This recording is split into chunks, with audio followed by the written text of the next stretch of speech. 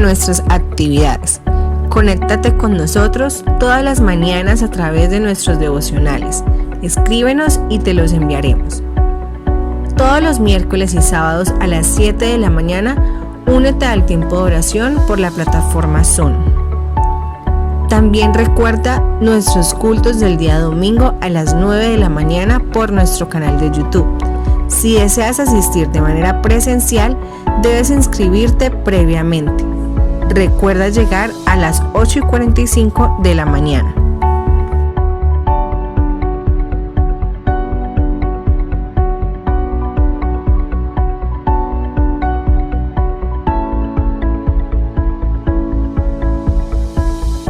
Buenos días. Le pido que incline su rostro un momentico y oremos al Señor. Dios bendito, gracias por esta mañana, gracias por esta congregación. Como decíamos, Dios, en la alabanza, en la adoración final, gracias, Señor, por todas las cosas que nos permites disfrutar. Cada mañana al despertar, agradecemos tus bondades en nuestras vidas, Señor, por todo lo que nos permites disfrutar, Señor. Te damos gracias en el nombre de Jesús. Amén. Bien, pues el pastor bien explicaba lo que es la apologética, y en los años que yo he sido cristiano es definitivamente el tema que más me ha fascinado. Definitivamente es como lo que más me encanta, me gusta, lo disfruto muchísimo y no me fatigo de estudiarlo, de escuchar conferencias sobre eso, y realmente es algo que me fascina totalmente. Es algo que tengo como en los tuétanos, por allá en el código genético Dios colocó eso. Ahora, siempre me parece importante resaltar que cuando hasta ahora todas las personas que conozco cristianas que se dedican a la apologética han sido personas, o somos personas, me incluyo totalmente, que nuestra principal característica ha sido colocar en duda las cosas. Es decir, no nos metemos en el terreno de la apologética porque tengamos la total certeza siempre, sino por el contrario, porque aún siendo cristianos hemos sentido dudas sobre la fe, hemos sentido dudas sobre la doctrina, pero en lugar de, digamos, apartarnos del Señor a causa de las dudas, lo que hemos dicho es: voy a buscar más a fondo para conocer la realidad, para verlo en verdad. Entonces, siempre durante mi vida adolescente, cuando algún amigo me cuestionaba la fe y yo no tenía la respuesta, pues naturalmente acudía a los que en ese entonces eran mis pastores, y pues les he comentado algunas veces que infortunadamente la respuesta era: es que eso viene por revelación, o es que eso es un convencimiento que se da en el corazón y ya. Y en otras ocasiones llegué a escuchar una respuesta que era algo así como: es que eso es una experiencia personal, privada, íntima con el Señor. Entonces algo así como: ¿usted por qué cree en el Señor? No, porque yo lo siento en mi vida, porque yo lo siento.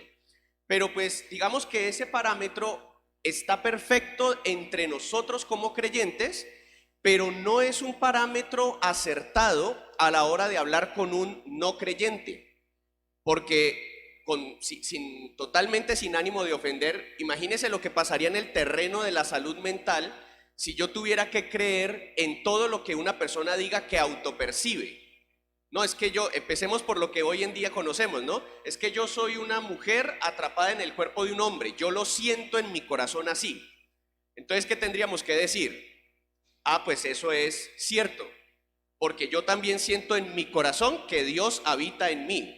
Entonces también tendríamos que decir, como una cosa es cierta, la otra también tendría que ser cierta, si la evidencia, si validamos la autopercepción como evidencia.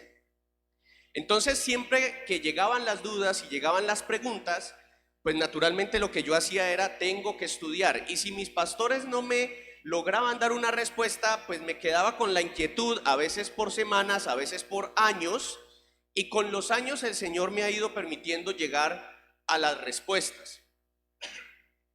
Una de las cosas que ocurre en Colombia es que, como somos el país, se dice, somos el país del Sagrado Corazón. nos criamos dentro de una cultura que de una u otra manera es religiosa. O sea, el solo hecho de que aquí digamos Semana Santa, y aunque Semana Santa es una celebración católica, pero el festivo afecta a todos los colombianos, católicos y no católicos, ¿correcto? Entonces, el solo hecho de que tengamos eso hace que en Colombia, pues de una u otra manera, a todos nos parezca normal el relato bíblico, ciertos relatos bíblicos. Entonces casi toda la gente conoce el relato de Moisés, Egipto, el Mar Rojo dividiéndose, porque la película de Semana Santa nos cuenta esa historia. Y también la película de Semana Santa nos cuenta, nos ponen yo no sé cuántas versiones entre jueves, viernes, sábado y domingo, cuántas películas usted se alcanza a ver, versiones distintas de la pasión de Cristo, ¿no? De la crucifixión, la muerte y la resurrección. Entonces cuando eso pasa, pues uno como que se acostumbra, le parece lo más natural, y entonces cuando alguien aparece en la vida de uno y le pregunta, a mí me parece que todo eso de Cristo es inventado. ¿Qué evidencias hay de que realmente vivió y de que realmente resucitó? Porque eso ni siquiera pasó en Colombia y pasó hace 2000 años. Entonces cuando vienen aparentemente preguntas sencillas, pero que no tenemos otra respuesta más que decir, pues yo creo porque eso es lo que dice la Biblia. Sí, pero ¿la Biblia qué es? Un libro religioso, nos pueden contestar. Entonces, ante esas cosas surgen las inquietudes que a veces nos pueden sacudir un poco el piso. Y apelo a la tradición religiosa porque a veces nosotros entonces obviamos las cosas y decimos, no, sí, Él resucitó. Y entonces alguien pregunta, y fue una pregunta, es una pregunta que hoy mucha gente hace, es, yo no creo que haya resucitado, no hay evidencias reales de la resurrección. E incluso hay quienes se han atrevido a decir, no digo atrevido como de qué descarado, sino hay quienes se avanzan hasta incluso decir, es que ni siquiera tenemos certeza de que haya realmente muerto en la cruz. Entonces, para poder yo evidenciar que alguien ha resucitado, tengo primero que evidenciar ¿qué cosa? Que murió. Es lo más lógico, ¿no es cierto? O sea, como si resucitó, bueno, compruébeme primero que todo que estuvo muerto. Yo no sé si usted alguna vez en el trayecto de su vida ha escuchado algún relato de alguien que haya fallecido y el Señor lo haya traído de vuelta a la vida. Y no sé, yo lo he escuchado en varias ocasiones que me han dicho, el Señor usó al hermano tal, oró por una persona que había muerto y la persona volvió a la vida. Y en mi mente escéptica frente a muchas cosas, la primera pregunta que me surge es, ¿cuánto tiempo llevaba muerta? Sí, porque si a mí me dicen, no, llevaba como 1 minuto muerta, digo, pues resucitó, reaccionó, no sé. Pero si me dicen, llevaba un día, llevaba 8 horas, llevaba 12 horas, ya lo tenían en la morgue, llevaba 3 días, ya lo estaban velando. ¿Cierto que cambia? Cambia la cosa. Es como una vez una hermana contando en una congregación decía, no hermanos, yo tenía un dolor de cabeza, una migraña horrible, yo veía lucecitas, tenía ganas de vomitar, no me podía parar, no sé qué. Y entonces yo quiero testificarles que le oré al Señor. Me tomé la pasta y se me quitó. Entonces uno iba como con la gana de, va a contar que oró y sintió sanidad inmediata, pero luego dice, y me tomé la pasta y gloria al Señor. Entonces queda uno con la, sí, el sinsabor, fue el milagro, o fue la química, o... Claro, yo puedo decir, no, es que Dios usa la medicina. Pues sí, pero pues, me comprenden, ¿cierto? Como que, sí, no queda del todo esa sensación de aleluya, gloria a Dios por el diclofenaco, o sea, no queda esa, bendita sea la dipirona, o sea, no queda como esa alegría, ese gozo. Pero entonces resulta que hay gente que cuestionó la resurrección porque han cuestionado incluso la muerte de Cristo. Y resulta que si nosotros vamos a la Biblia, lo que tenemos que encontrar precisamente no es, primero tenemos que apartarnos de la Biblia como un libro religioso y tenemos que empezar a considerar la Biblia como la consideran los historiadores. Quiero contarles que más de 2.200 publicaciones de historiadores reconocidos del mundo, entre creyentes y no creyentes, certifican los evangelios como libros históricos, no como un libro religioso. Más de 2.200 publicaciones de historiadores, de los cuales 75% se declaran escépticos de la religión, reconocen que los evangelios son textos históricos. Es decir, usted y yo los leemos como texto religioso, como texto espiritual, pero para los historiadores está claro que son relatos históricos debidamente documentados, hechos que realmente ocurrieron, que los han estudiado, que han verificado las fuentes y han dicho, no hay duda de que esto es un relato de historia, esto es historia y realmente ocurrió. Ya nada más ese dato es importantísimo cuando a usted alguien le pregunta, pero es que la Biblia la escribieron hombres y la escribieron manipulando las cosas para que la gente crea. Pero solo nada más con usted decirle sí, pero resulta que más de 2.200 historiadores del mundo, de los cuales el 75% son no creyentes, reconocen que ese texto es historia verdadera. Ya solo ese dato sirve para que usted le pueda dar una fuerza distinta a que un no creyente, usted le pueda decir, si tú te lees los evangelios, vas a estar leyendo hechos que realmente ocurrieron y fueron documentados. Así que cuando uno empieza a leer esto, podemos ir en este momento, perdón un segundito. Uy, ¿qué se me hizo? Se me embolató una cosita, perdón.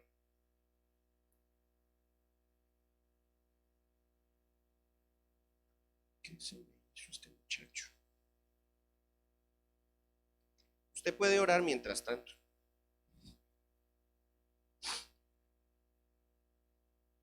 Es que tomé la nota ahora y no sé dónde la puse. Así no se hacen los relatos históricos.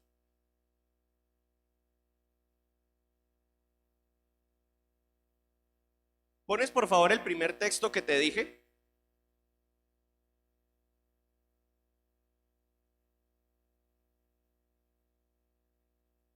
De preferencia hoy.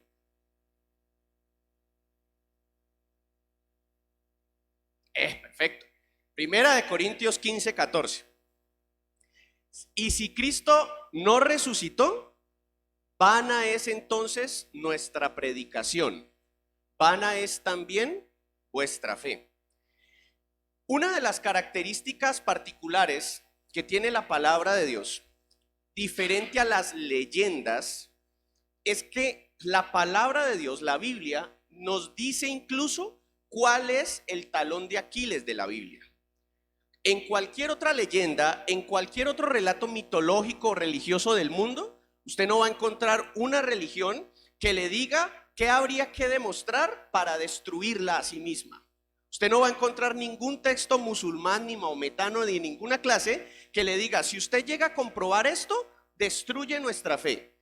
La Biblia es la que coloca en sí el punto, en la diana, en el corazón del cristianismo y dice, mire, si alguno llega a comprobar que Jesús no resucitó, bienvenido sea, y acaba inmediatamente con toda nuestra fe. Porque si Cristo no resucitó, todo lo que nosotros decimos, todo en lo que nosotros creemos, no es posible creerlo, se cae al suelo inmediatamente. 2000 años de historia, 2000 años de cristianismo, tendríamos que decir, estábamos totalmente equivocados. Así que este solo relato inicial, este solo texto, ya nos dice una cosa impresionante. Ahora, si vamos a Juan capítulo 11, versículo 24.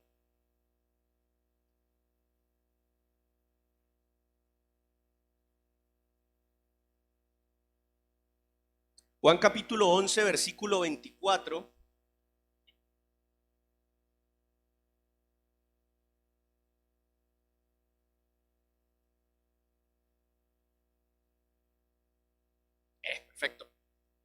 Estamos ante el relato de la resurrección de Lázaro y Jesús le habla a una de las hermanas de Lázaro y le habla de que lo va a resucitar. Y Marta le dice, yo sé que él resucitará en la resurrección en el día postrero. Y aquí tenemos que entender algo respecto del judaísmo.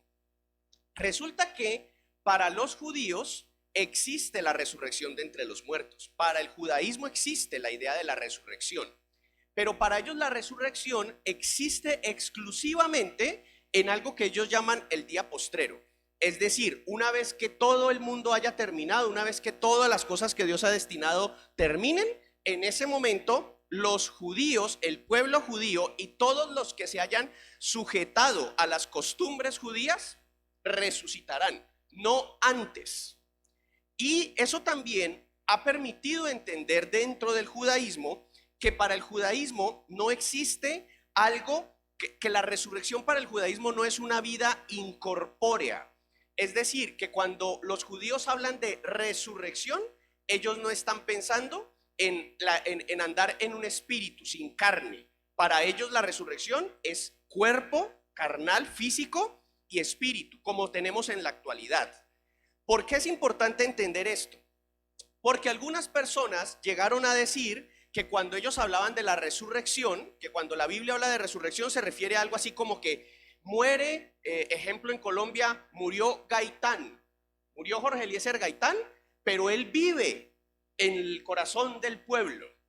Y como que eso es una especie de resurrección incorpórea, como que eso es una especie de él no murió, él vive a través de nosotros los que seguimos sus enseñanzas políticas, sus ideales políticos. Resulta que para ellos es claro que la resurrección tampoco es reencarnación.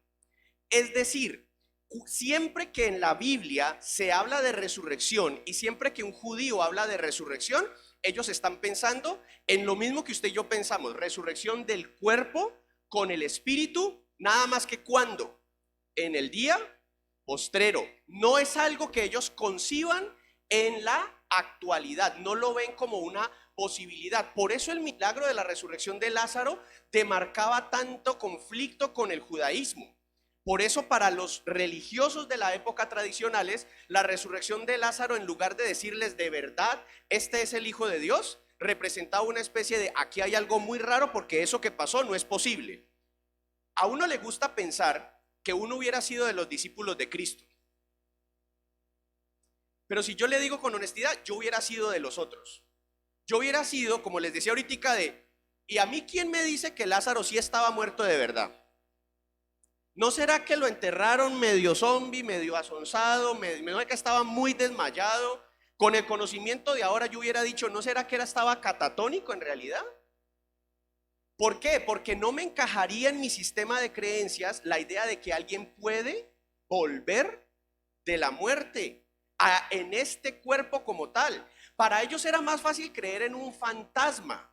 Si recuerdan, yo les compartía la última vez acerca de que cuando ellos como pescadores vieron a Jesús caminar en el mar sobre las aguas, ellos pensaron, debe ser un fantasma, porque a ellos no se les ocurría un cuerpo físico haciendo algo como eso. Si se acerca en la noche a algo flotando sobre el agua, tiene que ser un fantasma. Para ellos era más natural creer en un espíritu etéreo, en una cosa transparente que usted como que atraviesa como en las películas, que creer en un cuerpo, una persona que muere y que podía volver a la vida en ese mismo cuerpo.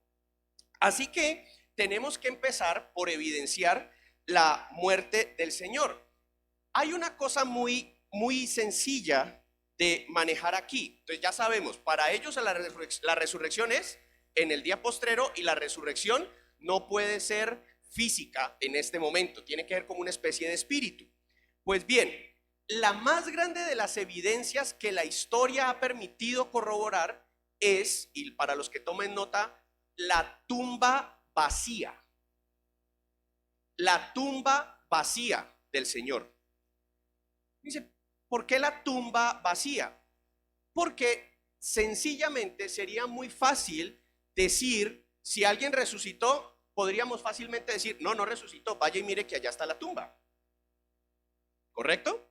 Eso sería lo más sencillo de todo, poder decir, no, no ha resucitado, ahí está la tumba, vaya y revísela. Pero resulta que lo que la Biblia nos relata, es algo muy diferente. Quiero que vayamos a Marcos capítulo 15. Marcos capítulo 15.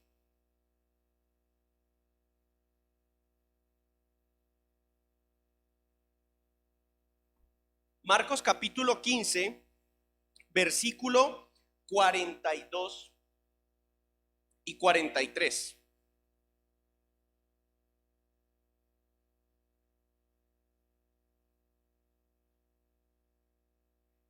Cuando llegó la noche, porque era la preparación, es decir, la víspera del día de reposo, José de Arimatea, miembro noble, si usted resalta cosas, eso de noble es importante, o sea, no era miembro del concilio, sino miembro noble del concilio que también esperaba el reino de Dios, vino y entró osadamente a Pilato y pidió el cuerpo de Jesús. Si usted continúa el relato, usted va a encontrar que es el relato de cómo este hombre noble del concilio toma el cuerpo de Jesús, lo envuelve en sábanas limpias, lo mete en una tumba que había diseñado especialmente para su familia. Ahora, cuando uno va a los cementerios, cierto que hay, esto es muy curioso, a mí me da como, me parece gracioso en cierta manera. Usted nota que hay unas tumbas mejores que otras, ¿cierto? ¿Cierto que eso es, bueno, no sé, a mí me parece siempre como curioso. Que uno dice, uno va al cementerio y uno ve una tumba, o una lápida, una placa en el suelo, pero de repente uno ve como una especie de cuadrado con reja, florecitas, un altar de algún santo, le faltan luces y máquina de humo o algo por el estilo, no sé, arreglos florales en montonera y 4 o 5 o 6 tumbas y ahí aparece encima una placa grandota que dice familia tal y tal. ¿Sí? El comunicado, familia Riaño Salinas, familia Salinas Claros, una cosa así. Entonces uno dice, wow. Es decir, hay unas tumbas que son más llamativas que otras. En el judaísmo, al igual que para nosotros, hay unas tumbas de mayor categoría. Resulta que la tumba de este señor José de Arimatea no era una tumba cualquiera. Él, como un hombre noble, tenía acceso a recursos que no todo el mundo tenía. Y lo que usted lee en el relato es que la tumba que él había conseguido estaba recién escarbada en la piedra. Es decir, era una cripta, no era bajo tierra, sino una cripta especial tallada en la piedra. ¿Cuánto se demorarían en hacerla? Y lo más llamativo para mi gusto es que dice que la tumba era como una especie de caverna porque la habían preparado para varios cadáveres. Es decir, eso era un osario familiar, eso era para poner aquí al tío Argiro, acá al sobrino Emiliano, o sea, varias, y allí, y estaba sin estrenar. O sea, era una tumba que fácilmente la gente podía decir, la que compró el señor José de Arimatea. ¿Por qué el relato o por qué nos importa a nosotros si queremos defender el episodio de la muerte de Cristo? ¿Por qué nos interesa ese dato? Porque si se tratara de que Jesús fue sepultado en cualquier tumba, se podría decir fácilmente que era impresionante o que era particularmente difícil poder decir resucitó porque su cuerpo ya no está. Porque si alguien preguntara, ok, ¿dónde puedo revisar la tumba? Y yo tuviera que decirle, mire, usted va aquí a Jardines del Recuerdo, va al lote número 75, por ahí en una, más o menos en la quinta tumba de la columna izquierda 3, a la fila 4, una de esas es. ¿Qué tan fácil sería para mí engañarlo sobre un dato como ese? Bastante fácil, porque sería una tumba como cualquier otra. ¿Correcto? Pero lo que la Biblia dice es que estaba muy fácil de identificar. Era de José de Arimatea. Era en una montaña. Era metida, escarbada en una roca y estaba nueva. No era la tumba de cualquier persona. No era de cualquier familia. Si hubiera, en el momento en que alguien dice Jesús resucitó y los demás hubieran preguntado, ¿de dónde está la tumba? Hubieran dicho, pues la de José de Arimatea. Ah, la del noble que hizo cavar en la roca y que allá está, fácilmente todos podemos ir a verificar. Ahora, ¿por qué este dato es tan importante? Por dos razones. Yo hice el experimento, no de enterrar a nadie, no se preocupe, pero hice el experimento con mi hijo el día de antier. Hice un experimento preparando notas para esto y yo le dije, hijo, mi hijo mayor, necesito que me ayudes con una cosa del mensaje del domingo. Se me acerca, sí papá, yo le dije, bueno, cuéntame una cosa. Si tú estuvieras en tu colegio y quisieras y te inventaras una mentira, pero necesitaras testigos, y naturalmente que esos testigos te sigan la corriente aunque ellos no sepan de qué estás hablando, ¿con quién hablarías? Me voy a reservar el apellido del niño, pero él me dijo, con mi amigo fulano y fulano. De una, no lo pensó dos veces, lo dijo de inmediato. Yo le dije, ¿por qué? Me dijo, papá, ellos con tal de hacer cosas, ellos le siguen la corriente a lo que sea. Uno puede ir donde ellos y decirles, no, es como cuando me caí del árbol. ¿Cierto que el otro día que me caí del árbol? Yo, sí, él se cayó, yo lo vi. Y entonces le digo yo, y ahora, hijo, ¿a quién no le dirías para que te siga la corriente? Y él me dice de una, ¿al profesor? Yo le dije, sí, me dijo, sí, claro. Yo le digo al profesor, ¿cierto, profesor? Y el profesor de una va a decir, ¿de qué me estás hablando? No sé de qué me estás hablando. Profe, ¿se acuerda que usted me vio? No, yo no te he visto en esas. Entonces yo le dije, y él me dice, ¿por qué? Yo le dije, no, por algo que está aquí en la palabra. Resulta que, ¿de qué era este José de Arimatea? ¿De qué era un noble? ¿De qué miembro era un noble? O sea, recordemos, no era un miembro normal, era un noble de ese mismo consejo. Pues resulta que José de Arimatea era un miembro honorable del Sanedrín. Y el Sanedrín, si usted revisa Hechos de los Apóstoles, capítulo 2, capítulo 4,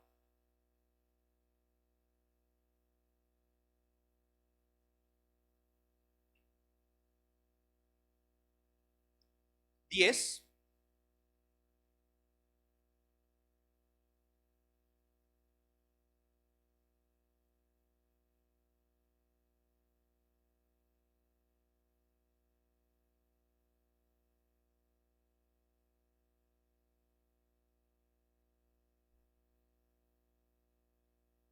perdón, una nota mala aquí.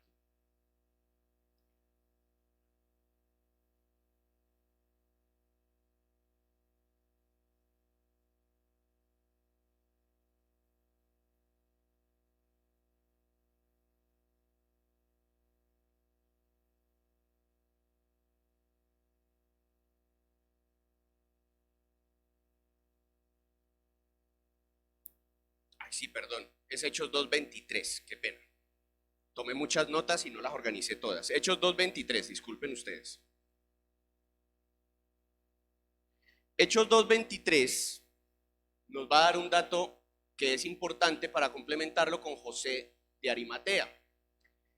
Cuando ellos están predicando la palabra del Señor, se dice, a este entregado por el determinado consejo y anticipado conocimiento de Dios, prendisteis y matasteis por mano de inicuos, crucificándole.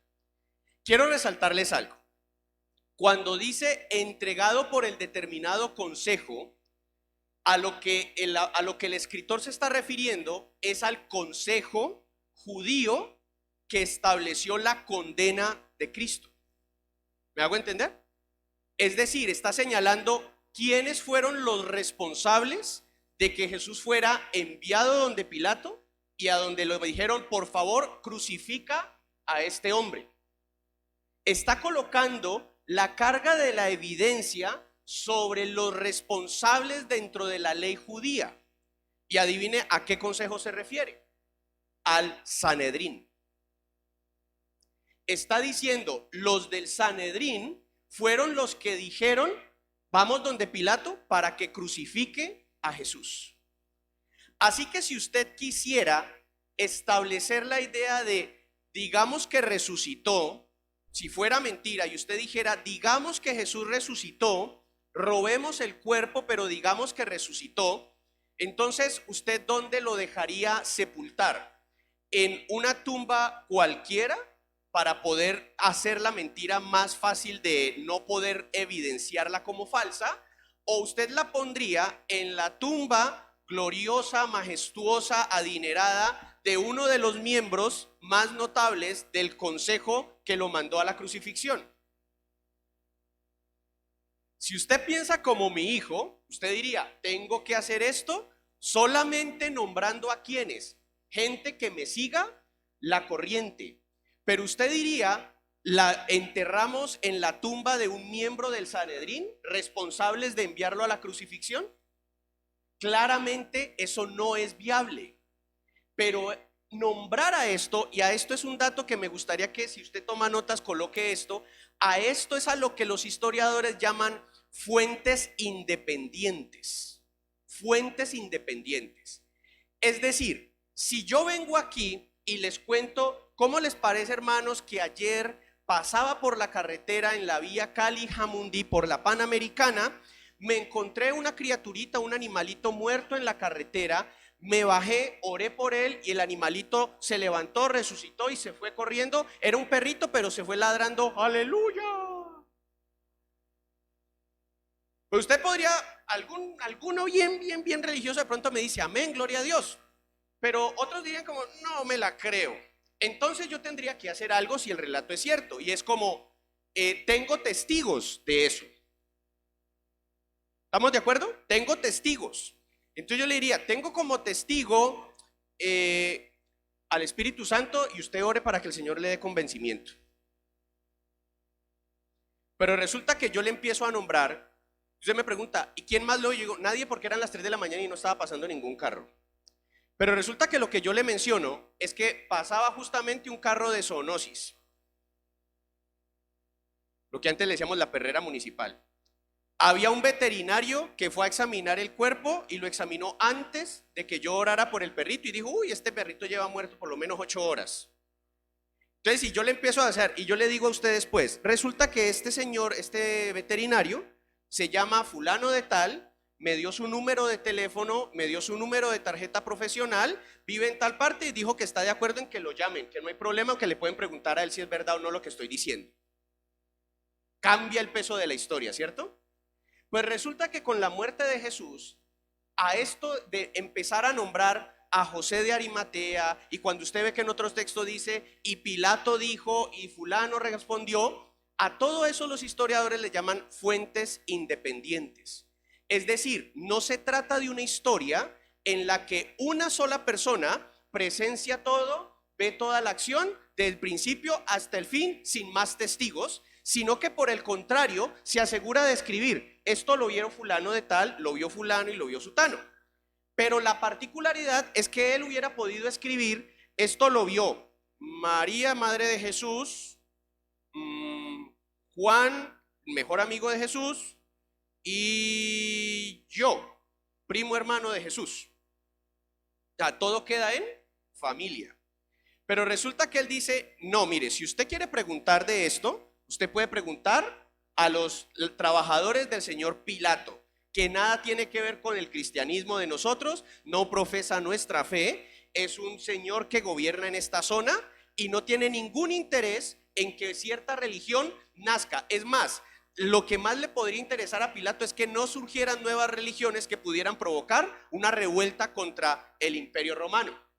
Y luego él dice, ahora si usted quiere preguntarle, puede preguntarle al señor José de Arimatea, un miembro del Sanedrín. Él estuvo en el consejo y aunque él no estuvo de acuerdo en la condena, él es parte del consejo por el cual toda la gente que apoyaba a Jesús podría de aquí en adelante repudiarlo. Mira, allá va un miembro del Sanedrín, de los que crucificaron a nuestro maestro. Y resulta que van donde el señor José, le pueden preguntar y lo que ese señor va a responder es con orgullo, sí, yo hago parte de ese consejo. Y sí, yo estuve cuando el consejo decidió matarlo. Y sí, yo estuve cuando cayó muerto, y sí, lo hice sepultar en mi tumba, y sí, he visto que la tumba está vacía. Y estoy diciendo todas estas cosas a riesgo de que por esto el Sanedrín que lo condenó a él me tilde a mí de traidor, yo pierda mi título de noble y también termine siendo crucificado, porque ahora que veo que la tumba está vacía, yo estoy diciendo públicamente, efectivamente, ese era Jesús, el Hijo de Dios. ¿Cuánto pesa entonces el testimonio de José de Arimatea? Muchísimo. Y para los que vivieron esta historia, escuchar que el relato vinculaba a José de Arimatea implicaba, podemos ir donde él y preguntarle si lo que nos están diciendo es verdad. Yo no sé a cuántos de ustedes les sorprendió la reunión de hace un par de semanas entre Gustavo Petro y Álvaro Uribe Vélez. Pero porque yo madrugué esa mañana, abrí mis redes sociales y vi la foto y vi el tuit del señor Gustavo Petro y un tuit de, pero de hecho, yo vi el tuit de Gustavo Petro, reunido con el señor Álvaro Uribe. ¡Wow! Dije, ¿será montaje? Y me fui al tuit de Álvaro Uribe, reunido con el presidente electo. Y yo dije, es verdad. Porque si fuera mentira, de una sola, Álvaro Uribe hubiera podido colocar, es falso que es falsa la imagen de una reunión que tuve con, o viceversa, es falso que me he reunido con el señor Álvaro Uribe. Más, si usted no hubiera visto noticias en 2 semanas y hubiera llegado a su casa y le hubieran dicho, ¿sí supiste que se reunieron hoy Uribe y Petro para hablar del futuro político del país? ¿Cuántos de ustedes hubieran sido escépticos? No, si usted tiene un poquito de cabeza en política, hubiera sido escéptico. ¿Qué? No, esto no, aquí hay algo que no cuadra. Pero resulta que hay testigos. Es más, yo vi la fotico de ellos dos y luego vi la rueda de prensa de Álvaro Uribe y Álvaro Uribe diciendo, fuimos con, y empezó a mencionar un equipo de gente que fue con él, como 8 personas estuvieron con él en esa reunión. Entonces inmediatamente eso le agrega más y más peso a la veracidad de la historia. Así que cuando la palabra nos dice José de Arimatea, la tumba de José de Arimatea, no nos está dando un relato normal, no nos está dando un relato de una sepultura común y corriente. Ahora, todo este asunto es muy importante a nivel de los historiadores, porque hay algunas personas que quieren atacar la fe cristiana diciendo que todo esto es una leyenda, que todo esto es un mito inventado para crear una religión. Y las evidencias y el estudio apologético es una cosa de nunca acabar. Yo hoy no me voy a extender en eso, pero quiero contarles cómo es una leyenda pública, y usted después dirá si esto cumple con el relato de una leyenda pública. ¿Reconocen si yo les digo el nombre de un señor Kim Jong-un?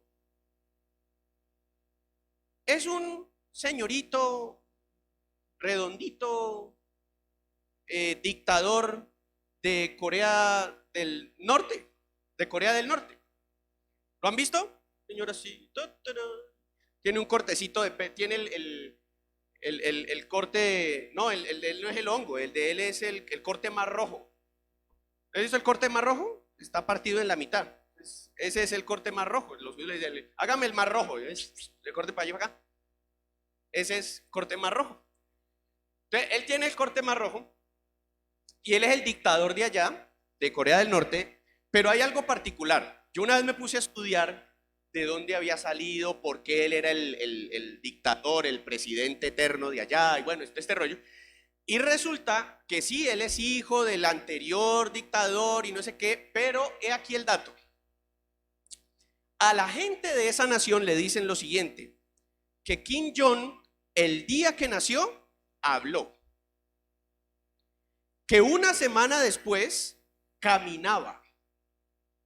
Y que para cuando tenía 3 años ya había terminado lo que para nosotros corresponde a primaria y bachillerato. O sea, que para cuando tenía 12 años, él ya estaba perfectamente capacitado de manera sobrenatural para administrar el futuro de la nación.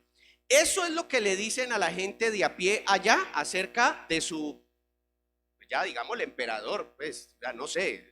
O sea, eso es lo que le dicen allá. Entonces uno le dice, Kim Jong, ¿y usted sí cree en el señor? Claro, no es que el señor habló el día que nació, pensó, no, ¿por qué me dio esa nalgada tan duro, doctor? Yo estaba despierto ya. O sea, no, y hablar coreano, ¿no? Para más. Pero no, que habló, que es un duro. Bueno, entonces, una cantidad de cosas, pero cuando uno pregunta, ¿eso se lo dicen a la gente? Sí. ¿Y cuál es la evidencia histórica de eso? No, eso es lo que el séquito que rodea a este señor, es lo que ellos dicen. Si uno diría, ok, vámonos a la historia, ¿hay fuentes independientes de eso? No. O sea, ¿lo dicen quiénes? ¿La gente del palacio? Sí. ¿El médico y la enfermera que estuvieron en el parto? Sí, ellos lo dicen. ¿Trabajadores todos de allí? Sí. ¿Y ellos son pobres? No, ellos obviamente hacen parte del círculo del médico principal de ellos. Ah, ok. Así se crea una leyenda o un mito a partir de una historia demasiado fantástica, pero que no es posible corroborarla. Pero resulta que para aquellos que dicen que la Biblia fue hecha por hombres que trataron de crear una leyenda, los historiadores dicen, no, no es posible. ¿Por qué? Porque es que así, como está escrito, no es como se hace una leyenda. Uno en una leyenda no pone las evidencias que podrían ponerle en contra la historia. Es más, el relato bíblico dice que al primero de los discípulos al que se le aparece Cristo resucitado es a Pedro. Y Pedro tiene que salir a decir, el maestro resucitó, se me apareció. Y resulta que en otra tradición religiosa hay quienes van a contar, claro, y él se le apareció a San Pedro. Captamos eso, ¿cierto? A San Pedro. Claro, porque San Pedro era digno de que el Señor se le apareciera.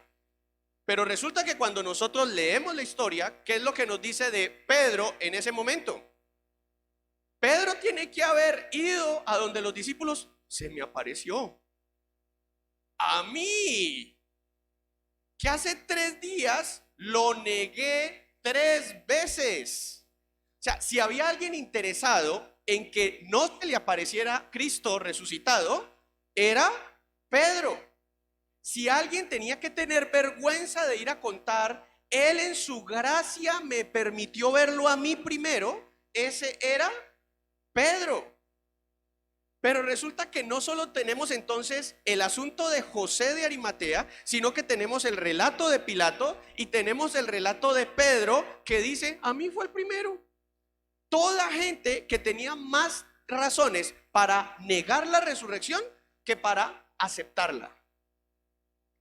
Nadie en su sano juicio crearía una leyenda, dicen los historiadores. Nadie crearía en su sano juicio una leyenda en la que uno pudiera ir a tantas fuentes independientes con nada entre sí, con más motivos para negar que para afirmar, dispuestos a decir, sí, eso es verdad.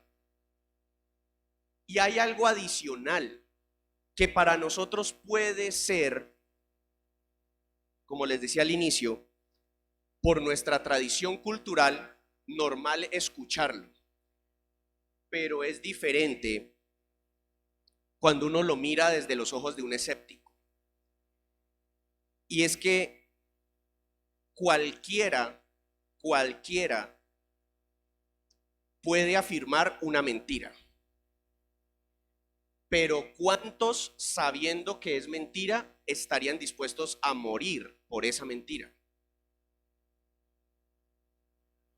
Por eso el relato de Pedro es tan importante, porque el relato de Pedro después se convierte en un relato en el que dice, lo vamos a apresar y lo vamos a castigar para que deje de decir eso. Y lo que Pedro dice es, no importa, me pueden apedrear, me pueden encerrar, y no dejaré de predicar esto que para mí es totalmente verdadero. No puedo negar eso.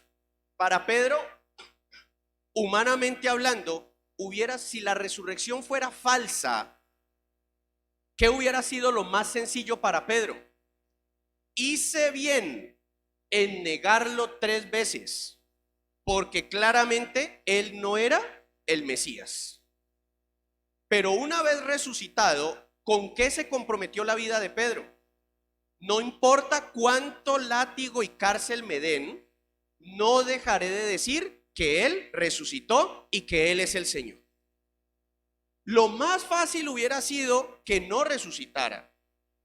Desde el punto de vista humano, netamente humano, sumamente carnal, uno podría haber pensado, ay no, y tras del hecho resucitó, ahora me toca reconocerle que lo negué. Ahora me toca reconocer que me equivoqué. Pero lo más sencillo hubiera sido, no, Sanedrín, ¿se acuerdan que ustedes me tienen en la lista de seguidores de Jesús? Sí, que conste que lo negué. Devuélvanme la honra pública, porque lo negué y claramente él no era, mire que se murió. Pero resulta que lo que él dice es, pueden apedrearme, pueden clavarme en una cruz, como finalmente pasó, pero no negaré eso, él resucitó. Pero usted lo negó, lo negué.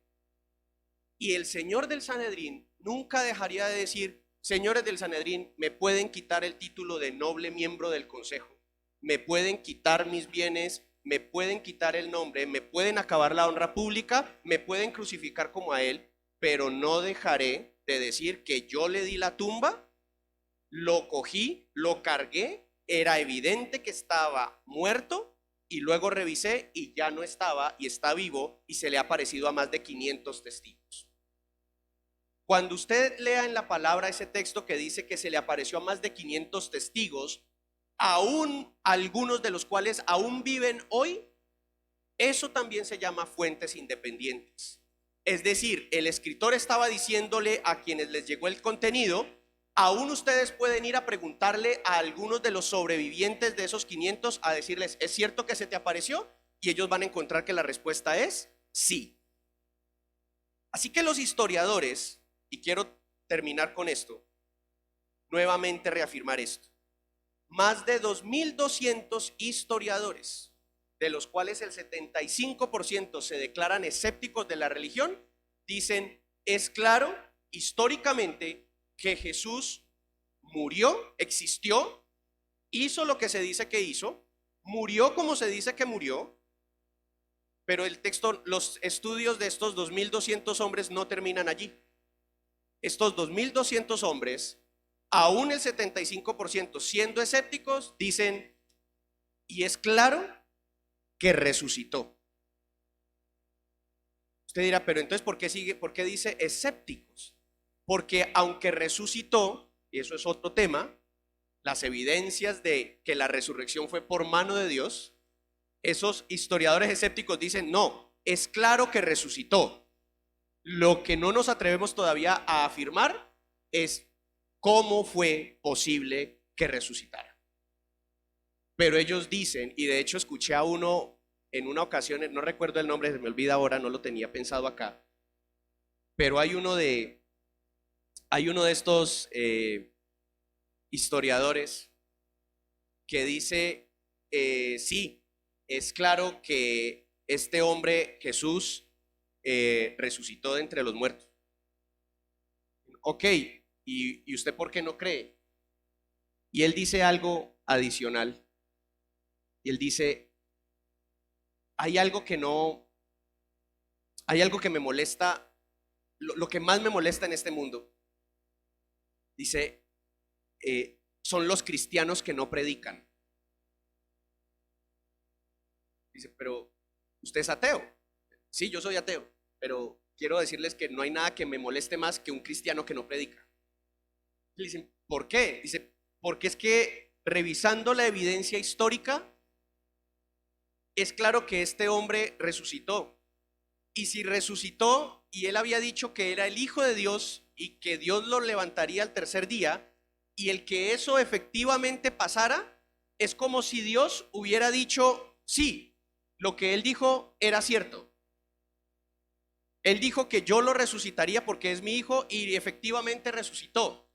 Eso es lo que la historia nos dice. Dice, pero ¿qué es lo que le molesta? Dice, pues que si eso es verdad y la historia dice que sí, los cristianos son las personas que tienen la verdad más grande y absoluta de todas las creencias del mundo. Son los que tienen la respuesta, la única respuesta. Todas las demás preguntas se vuelven irrelevantes si ellos son capaces de contestar: Jesús es el Hijo de Dios y en Él y solamente en Él hay salvación y vida eterna. Por eso no hay nada que más me moleste que un cristiano que se guarde semejante verdad. Si en verdad son cristianos y si en verdad creen eso, deberían estar contándole a todo el mundo cuán cierto es lo que ellos creen. Y eso son palabras de un ateo. Y cuando yo escuché eso, recordé ese texto bíblico del Señor cuando Él dice: si ustedes callan, aún las piedras hablarán. Y ese ateo claramente era una piedra predicando la palabra del Señor. Espero que les haya gustado esto. Espero que les haya encantado tanto como a mí me encanta estudiarlo. Y espero que se entusiasmen mucho porque creo que la idea es poder cada vez ahondar más en esto, que consolida nuestra propia fe, pero que nos enseña también a defenderla en contra de aquellos que quieren señalar nuestra fe como una mera superstición, y que podamos presentar verdadera evidencia a aquellos que son escépticos y aquellos que se burlan de nuestra creencia, porque nuestra creencia tiene evidencias. Nuestra creencia no es solamente del sentir en el corazón, gloria a Dios por ese sentir, pero nuestra creencia está sustentada históricamente. Amén. Amado Señor, gracias por este tiempo, gracias por lo que se ha podido compartir este día. Te doy gracias porque tú colocaste en tu palabra, Señor, relatos que personas, historiadores, gente atea, estudiosa, la han revisado, la han visto, y no la han visto con los ojos nuestros, no la han visto desde el parámetro de la religión, sino que la han visto desde el relato histórico, desde el documento histórico, y han podido certificar: esto no está diseñado para ser una leyenda, está escrito y establecido como un hecho histórico, y han colocado todo el mapa de todas las evidencias para que nadie pueda cuestionar, o más bien para que todo el que cuestione pueda encontrar una evidencia, algo real, un sustento verdadero. En verdad, si el Evangelio, Señor, fuera una mentira, una cosa inventada, tarde o temprano un investigador encontraría un punto por el cual la historia se vuelve incoherente, pero cada vez son más las personas en el mundo que dicen comprometerse a estudiar la Biblia para lograr evidenciar que es una farsa, y siempre el resultado es el mismo, y es que tras estudiarla y leerla terminan convencidos: efectivamente viniste al mundo, efectivamente moriste en una cruz, y efectivamente la cruz no te detuvo. Y terminan volviendo a ese convencimiento, un convencimiento que quizá muchos que ya decimos ser cristianos no tenemos quizá. Pero gracias porque has hecho que esas piedras prediquen, y de alguna manera esas piedras han predicado dentro de la iglesia. Han predicado esas piedras hacia nosotros los creyentes que dudábamos, hacia nosotros los creyentes que hemos sido escépticos han predicado hacia nosotros, los creyentes, a los cuales la duda, la inquietud, la falta de fe podría a veces sacudirnos el suelo. Gracias por esas piedras que han mirado de manera escéptica, pero que han terminado encontrándote a ti, Señor. Han encontrado que tu palabra es un relato histórico, un relato, un hecho histórico, comprobable, verificable, irrefutable, Señor. Gracias por todos los testigos que colocaste. Gracias por todos los mártires que murieron antes que negar la verdad. Gracias porque hoy podemos ver a muchas personas que ante la muerte se retraen, se retractan de una mentira que han dicho. Pero ¿cómo podría ser mentira esto cuando estos hombres en el mundo hubieran ganado mucho más negándote, pero prefirieron perderlo todo antes que volver a decir que tú no eras quien eras? Gracias por el relato de estos hombres y por todas esas fuentes independientes que colocaste en tu palabra, Señor. Te damos gracias en el nombre de tu Hijo Jesucristo, quien evidentemente murió y quien evidentemente la tumba y la muerte no pudieron retener. Amén.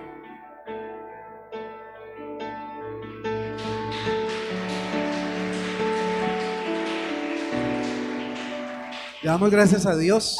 Francisco, muchas gracias, porque es bastante inspirador, motivador también el saber que nuestra fe es una fe con evidencias y que podemos conocerlas y podemos expresárselas también a aquellos que pues piden una evidencia de nuestra fe.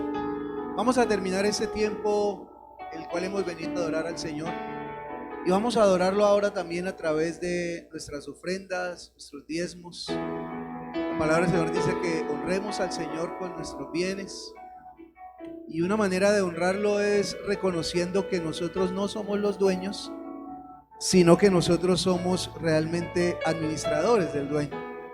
Por lo tanto, dar la ofrenda y dar el diezmo tiene para nosotros una implicación de reconocimiento de nuestro rol como administradores de todos los recursos que Dios ha puesto en nuestras manos. Toma en tus manos esa ofrenda, toma en tus manos ese diezmo. Reconoce que ese diezmo representa la bendición de Dios, el sustento de Dios, el favor de Dios para contigo, la manera como Dios te ha ayudado esta semana, esta quincena, este mes, y vas a entregarlo como un acto de adoración, vas a entregarlo como un acto de fe al Señor y de confianza absoluta en Él. Padre, gracias te damos esta mañana por que tú has sido nuestro proveedor en todo. No hay nada que hayamos obtenido por nosotros mismos. Todo viene como un regalo de Dios. Esta mañana reconocemos que tú eres el dueño, nosotros solo somos administradores. Y como un gesto de ese entendimiento y de esa comprensión, es que queremos entregar este recurso, Señor. Como un gesto de adoración y de agradecimiento a Dios, entregamos este recurso completamente convencidos que se usa para la extensión de tu palabra, para la atención de lo que tiene que ver con las dinámicas de la iglesia. Pedimos que bendigas a las personas que administran este recurso, Señor, que bendigas, Dios de la gloria, a la iglesia, y que todos los días, Señor, podamos ver tu favor y tu mano obrando en cada una de nuestras economías. En el nombre de Jesús lo entregamos con agradecimiento y con toda la fe de que tú nos seguirás sustentando. Amén y amén. Entrega tu ofrenda, pueden pasar mis hermanas, entrega tu diezmo, hazlo con un acto de amor, como un gesto de gratitud al Señor y sobre todo como un acto de confianza absoluta en el Señor, que es tu proveedor, que es quien nos acompaña, quien nos respalda siempre, y que toda cosa buena ha venido de la mano del Señor esta semana. El cuidado, la protección del Señor ha sido una realidad porque Él es bueno, porque Él es fiel, porque Él está siempre de nuestra parte y porque en Él podemos obtener la protección, el cuidado, la bendición del Señor. Así que esa es nuestra fe, ese es nuestro convencimiento, eso es lo que nosotros presentamos delante del Señor, y por eso ofrendamos con alegría y lo hacemos también con generosidad. Que Dios bendiga la vida de cada uno de los ofrendantes, que Dios bendiga la vida de cada una de las personas que hacen parte de esa congregación. Pueden llevar entonces los diezmos al lugar donde los van a contar y los van a administrar. Quiero terminar diciéndoles lo siguiente: el próximo domingo es el último domingo del mes de... Estamos en julio, ¿no? Julio, a veces se me pierde la noción del tiempo. Julio. Eso significa que vamos a tener una enseñanza especial para los padres de familia. Siempre el último domingo del mes es escuela para padres. Hay algo muy importante para usted, no se lo puede perder. Usted puede invitar a otras personas también para que puedan escuchar esta enseñanza. Pero quiero pedirles un favor especial. El horario del culto se modificó de las 9 de la mañana a las 8, con una razón, y es que no tengamos que soportar tanto calor después de las 10 de la mañana, cuando el calor se pone tan fuerte. Les quiero animarle para que usted pueda hacer una agenda desde el sábado mismo y usted pueda llegar el domingo y llegar a tiempo. La única manera de poder llegar a tiempo el domingo es que usted prepare desde el sábado. Si usted se levanta el sábado apenas a pensar qué ropa se va a poner, cómo lo va a hacer, es muy complicado. Usted lo puede hacer desde el día anterior. Sandra, ¿vas a decir algo? De 8 de la mañana, se cambió de las 9 a las 8. Ahora estamos haciendo el culto a las 8 de la mañana. ¿Listo? Entonces, usted se prepara con anticipación y usted no tiene problemas. Si usted deja su ropa lista, si usted deja sus cosas listas, el domingo entonces se levanta un poquito más temprano, viene acá. A las 9:30, máximo 10, estamos desocupados y ya podemos disfrutarle el resto del día. Entonces, mire, cuando usted llega tarde a la cita médica, ¿qué pasa? Pierde la cita médica, ¿cierto? Cuando usted llega tarde al abordaje del avión, ¿qué pasa? Usted pierde el avión. ¿Por qué esa sensación de que cuando llegamos tarde a la iglesia no perdemos nada? Déjeme decirle, sí perdemos. Perdemos ese momento de adoración. Perdemos ese momento de estar listos y dispuestos para tener un encuentro verdadero con el Señor. Entonces, hágase el propósito de no perder nada. Hágase el propósito de llegar siempre a tiempo. Usted me dirá, pero es que usted no sabe, pastor, lo que a mí me toca. Sí, yo más o menos me lo imagino. Yo también tuve hijas pequeñitas. Yo también viví con 3 mujeres que les costaba un poquito, porque las mujeres se pulen mucho, entonces que el peinado, 4 dice el hermano, bueno. Pero si nos adelantamos un poquito, si hacemos un poquito, yo recuerdo que con mi esposa y mis hijas yo aprendí a depilar cejas, a cepillar cabello, todo eso lo aprendí yo con ellas. Y eso lo hacíamos el sábado en la noche, nunca un domingo en la mañana. El sábado en la noche dejábamos todo listo, cejas depiladas, pelo alisado, ropa planchada y todo listo. ¿Para qué? Para llegar el domingo a tiempo. Entonces quiero pedirles ese favor. Estamos arrancando el culto a las 8 de la mañana con 3 personas, con 5 personas. O sea, no tiene sentido poner un horario al que no vamos a llegar. Entonces, lo que yo quiero animarles es eso. Yo sé que hoy tuvo un problema que no se presenta normalmente, que hoy fue el día en que le cogió la tarde, pero trate que el próximo domingo, desde el sábado, te deje todo listo y verá que nos va a ir mejor. Y qué rico poder empezar a las 9 con todos ustedes juntos, sería mucho más rico. Entonces vamos a terminar, vamos a orar y antes de salir, usted va a saludar 2 o 3 o 4 o 5 personas, especialmente las que no vinieron con usted, gente que usted tal vez ni conozca. Usted se le va a acercar, se va a presentar, le va a bendecir y vamos a compartir ese momento del final del culto, que es un momento tan especial cuando nos saludamos, cuando compartimos y cuando sentimos que realmente somos una familia en Dios. Dios, te doy nuevamente gracias por la bendición que nos diste de estar esta mañana aquí. Gracias, bendito Padre Celestial, porque eres tú el que nos convoca a este lugar y esa convocatoria para nosotros es un asunto muy especial, Dios, y te queremos pedir que nos ayudes todos los días a tener esa conciencia de la necesidad de encontrarnos como familia, de reunirnos, de no dejar de congregarnos, sino al contrario, hacer todo lo que sea a nuestro alcance, Señor, el esfuerzo más grande que tengamos que hacer con tal de congregarnos y de disfrutar este momento de estar aquí juntos. Bendigo la congregación esta mañana. Te pido, Señor, que tú les acompañes durante el quehacer de esta semana y que el próximo fin de semana con alegría podamos estar aquí nuevamente contentos de tener a un Dios tan bueno, tan bondadoso y sobre todo que camina con nosotros todos los días y que nos reunimos el domingo para celebrarlo, para glorificarlo y exaltarlo. Muchas gracias te damos en el nombre de Jesús. Amén y amén. Dios les bendiga, Dios les guarde, Dios bendiga a los que están conectados a través del canal de YouTube y todos entonces vamos a compartir un momentico al salir, a saludarnos y a adorar al Señor. Dios te bendiga. Quiero recordarte que puedes hacer tus próximos aportes a la iglesia a través de 3 formas. La primera, realizando una transferencia o consignación 139.9 del Banco de Bogotá a nombre de la Iglesia Bautista Betania de Cali.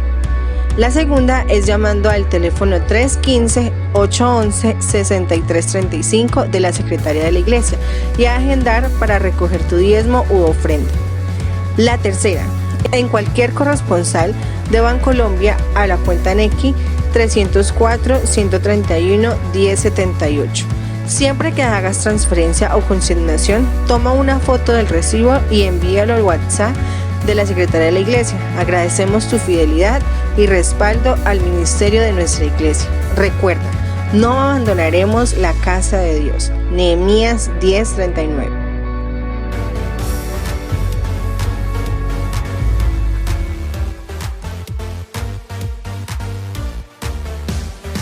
Únete a nuestras actividades. Conéctate con nosotros todas las mañanas a través de nuestros devocionales. Escríbenos y te los enviaremos. Todos los miércoles y sábados a las 7 de la mañana, únete al tiempo de oración por la plataforma Zoom. También recuerda nuestros cultos del día domingo a las 9 de la mañana por nuestro canal de YouTube. Si deseas asistir de manera presencial, debes inscribirte previamente.